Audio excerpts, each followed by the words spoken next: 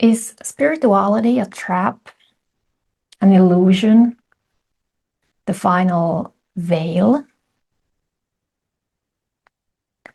Ultimately, yeah, it seemed to be total fabrication. Like the whole thing, even all the experiential aspects. Many people, they have this disillusionment happening in connection with the no self insight. And it may feel like the end of your spiritual path. And for some, it can actually be a huge relief. And for others, it can come with grief or various reactions in the body mind. But it is ultimately deeply liberating to release, all frameworks, all attachments to views, to inherent view. To release this whole awakening journey.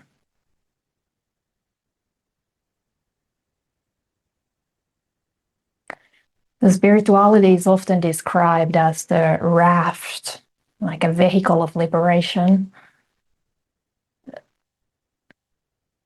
that we take to cross this ocean of deluded existence and to directly realize the unconditioned, the absolute nature.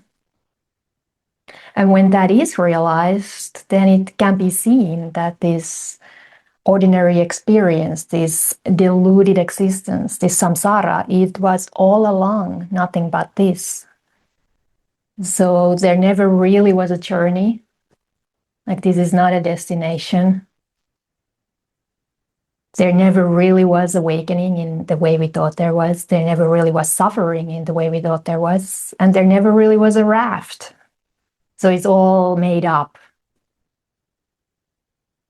It feels very real, this awakening journey. It's very powerful, very transformational, like phenomenological, immersive unfolding.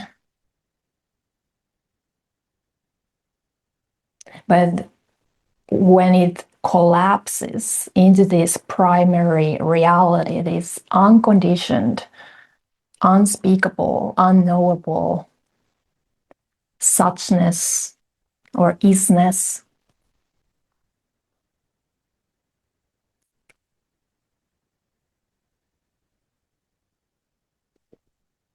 that may almost feel like waking up from the whole awakening, weirdly so. And for some, it can come with a rejection of the whole awakening journey or rejection of spirituality, rejection of all practices, and saying there is no path, there never was a path. But it doesn't mean that the awakening ends here. Like there is this never-ending terrain post-anattā of deepening, clarification, refinement, exploration. But it happens in a very different way after we stop carrying the raft around us, after we abandon the raft. So realization has a natural way of maturing,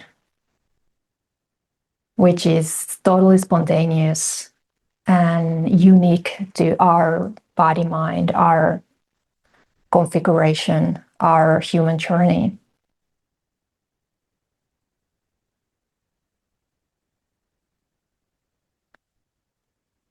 So what is realized here is the viewless view, the kind of ultimate dharmic view. So when we go beyond all views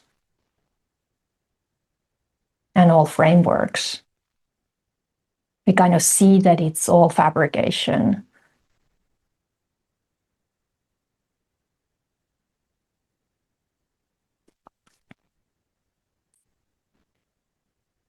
And then all the views, they can be used as means, as skillful means.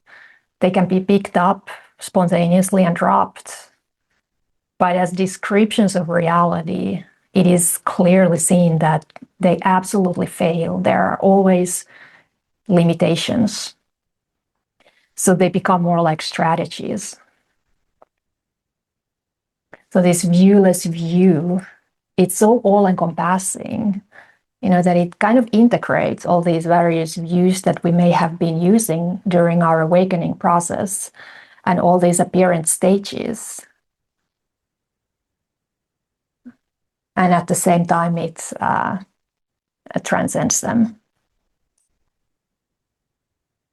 So here we are in such a paradoxical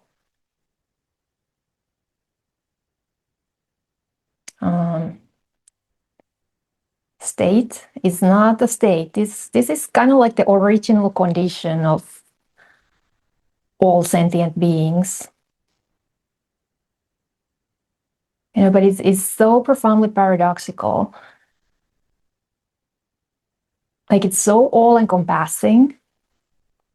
It's so immanent, even though it transcends everything.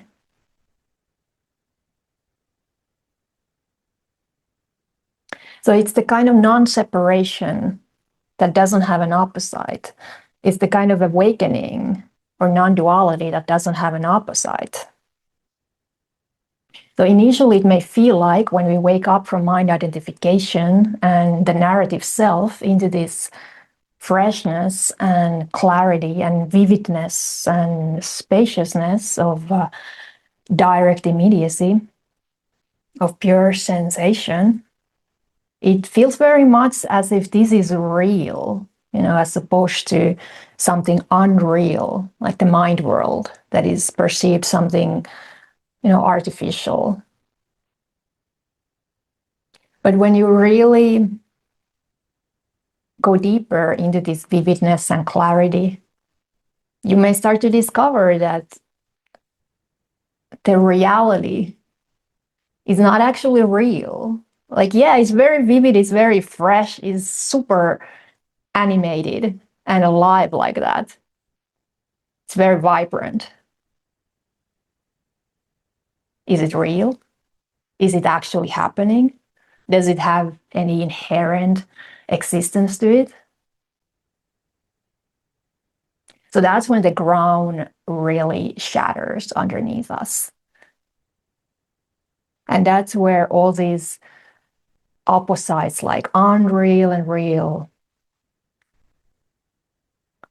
separation and unity, mind identification or thought and non-conceptuality or transconceptuality, like they all collapse. So this is the kind of non-conceptuality that can perfectly accommodate thought as nothing other than no thought. That can perfectly accommodate any experience as a vivid appearance, as a vivid expression of this magnificent absence. So here, the expression no self makes equally no sense than the expression there is a self.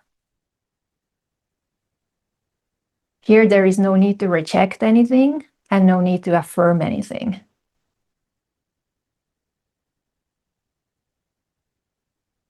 You can't even say that I am this, because there is no I am to say that. There is just this.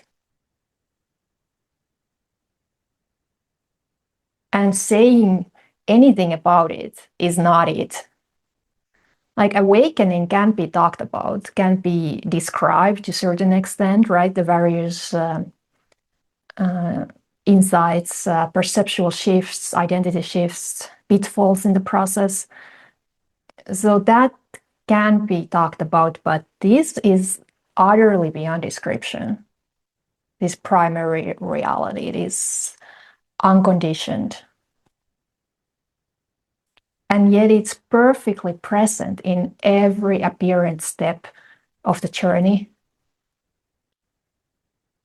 It's perfectly present as suffering. It's perfectly present as awakening. It's perfectly present in every sensation. And yet there is no awakening, no suffering, no sensation. But also no need to deny.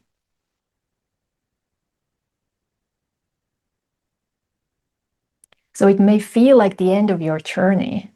It may feel like the end of your awakening path.